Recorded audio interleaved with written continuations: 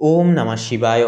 নমস্কার প্রিয় দর্শক বন্ধুগণ, মেষ রাশি তথা মেষ লগ্ন অনুসারে আগামী 16ই জানুয়ারি থেকে শুরু করে পুরোপুরি 21শে জানুয়ারি এই সময়কালের মধ্যে মেষ রাশির জাতক জাতিকাদের দশম ঘরে অর্থাৎ কর্মের স্থানে কিন্তু চতুর্গ্রহী যোগ সৃষ্টি হচ্ছে, যার কারণে বলাই যেতে পারে কর্মস্থলে কর্মক্ষেত্রে একান্তই একটা কিন্তু দুর্দান্তজনক একটা পরিবর্তন কিন্তু ঘটবে।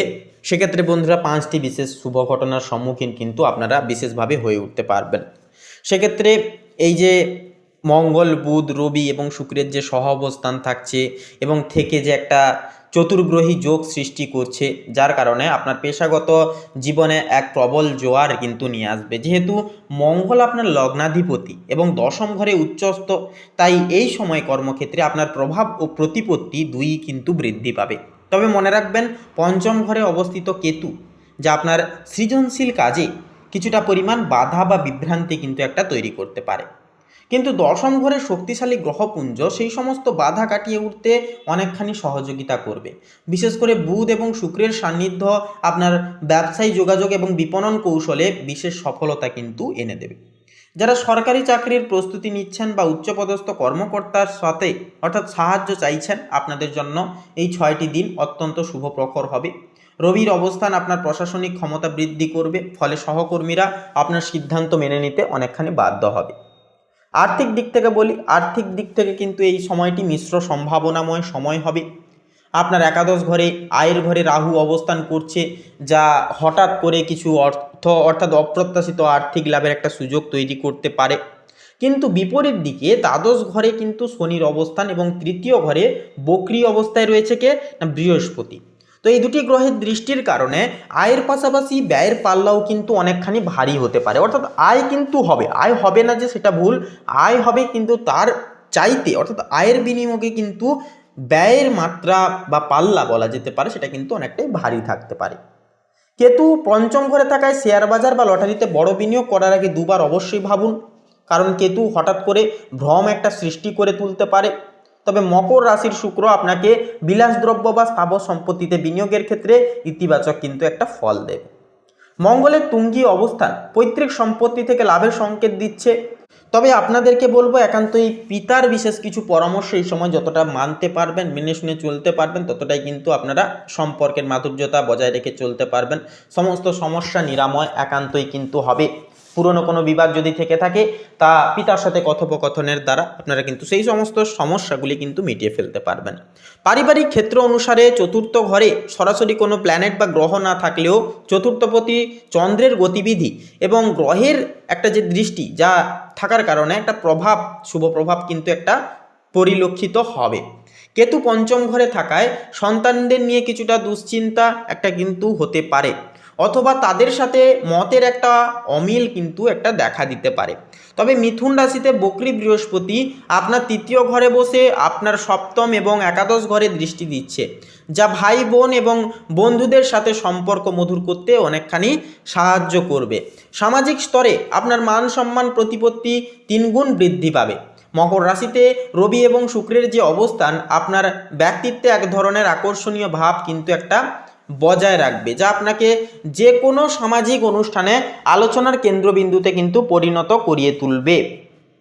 স্বাস্থ্যের দিক থেকে নজর দিলে দেখা যায় লগ্নপতি মঙ্গল উচ্চস্থ অবস্থায় থাকায় আপনার জীবনশক্তি প্রবল থাকবে। তবে ঘরের অর্থাৎ আপনাদের দ্বাদশ ঘরে শনি যেহেতু থাকছে, যা থাকায় ঘুমের সমস্যা বা চোখের কোনো ছোটোখাটো সমস্যা কিন্তু একটা দেখা দিতে পারে। শনি মীন রাশিতে থাকায় আপনার পা বা গোড়ালিতে ব্যথার একটা প্রবণতা সেটা কিন্তু দেখা দিতে পারে।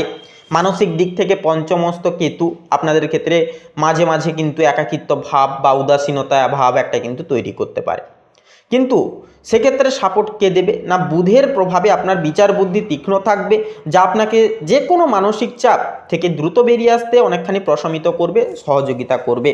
যে বিষয়টি ভুল, তাই এই ভাবনা থেকে বেরিয়ে আসাই কিন্তু শ্রেয় হবে। এরকম একটা বাচনভঙ্গি বা এরকম একটা ভাবনা চিন্তা কিন্তু আপনাদের ক্ষেত্রে থাকতে দেখা যাবে। নিয়মিত যোগব্যায়াম এবং আধ্যাত্মিক চর্চা এই সময় আপনার মানসিক প্রশান্তি বজায় রাখতে সহায়ক হয়ে উঠবে। যে কোনো ক্ষেত্রে আপনারা ফোকাস রেখে চলতে পারবেন, ডেডিকেশন মাফিক চলতে পারবেন। প্রেমের ক্ষেত্রে বলি, প্রেমের ক্ষেত্রে পঞ্চম ঘরের যে কেতু কিছুটা একটা ভুল বোঝাবুঝি কিন্তু তৈরি করতে পারে বা দূরত্বের একটা সৃষ্টি করতে পারে প্রিয়জনের থেকে। প্রিয়জনের সাথে কথা বলার সময় তাই বলবো ধৈর্য ধরুন।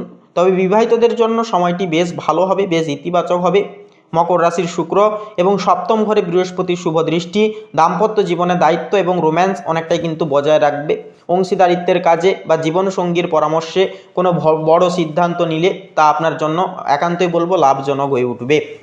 বক্রী বৃহস্পতি আপনাকে পুরনো কোনো সম্পর্কের কথা মনে করিয়ে দিতে পারে, তবে বর্তমানের দিকে মনোযোগ দেওয়াই কিন্তু বলবো বুদ্ধিমানের কাজ হবে। এই সময়ের শুভ প্রভাব আরও বৃদ্ধি করতে আপনি প্রতিদিন হনুমান চালিসা 108 বার অন্তত পাঠ করতে পারেন এবং গরুকে সবুজ ঘাস, তাজা ঘাস খাওয়াতে পারেন। এটা কিন্তু দুর্দান্ত মানসিক স্থিরতা আনবে এবং একটা অন্যান্য প্রত্যেকটি গ্রহের শুভ প্রভাব আনাতে সহযোগিতা আপনাদেরকে কিন্তু বিশেষভাবে করে তুলবে। সেক্ষেত্রে বন্ধুরা বলা যেতে পারে এই যে সময়টা, এটা কিন্তু মেষ লগ্নের ক্ষেত্রে দুর্দান্ত একটা পজিটিভ ফলাফল বয়ে আনার মতো সময় হবে। জীবনকে পূর্ণাঙ্গ পরিবর্তন করবার ক্ষেত্রে একটা দুর্দান্ত সময় হবে। তাই আপনারা যতটা ইতিবাচক চিন্তা ভাবনা করবেন, ইতিবাচকভাবে প্রত্যেকটা ক্ষেত্রে ঠান্ডা মাথায় ভাবনা চিন্তা করে পদক্ষেপগুলি গ্রহণযোগ্য করে এগিয়ে যাবেন, ততটাই কিন্তু শুভ ফলাফল আপনারা কিন্তু পেয়ে যেতে পারবেন। সেক্ষেত্রে একান্তই বলবো আপনারা অসৎ সঙ্গে যদি আছেন বা অসৎ সঙ্গকে আপনারা ত্যাগ করতে হবে, বন্ধুত্ব অবশ্যই রাখা প্রয়োজন। সেক্ষেত্রে ভাবনা চিন্তা করে কোন বিষয় সঠিক কোন বিষয় ভুল অবশ্যই ভাবনা চিন্তার দরুন।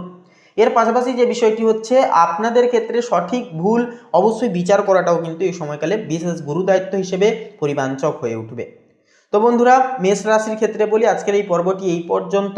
আজকের এই পর্বটি ভালো লাগলে অবশ্যই কমেন্ট বক্সে ভক্তি ভরে লিখে যাবেন জয় সংকট হরণকারী বাবা হনুমানজির জয় অবশ্যই লিখে যাবেন এবং অবশ্যই লিখে যাবেন হর হর মহাদেব।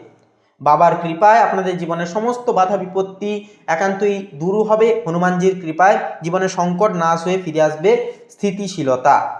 এছাড়াও বন্ধুরা একটি লাইক দিয়ে আমাদের এই চ্যানেলটিকে সাবস্ক্রাইব করে পাশে থাকতে বন্ধুরা ভুলবেন না। আপনারা ভালো থাকুন, সুস্থ থাকুন, সতর্ক থাকুন। নমস্কার।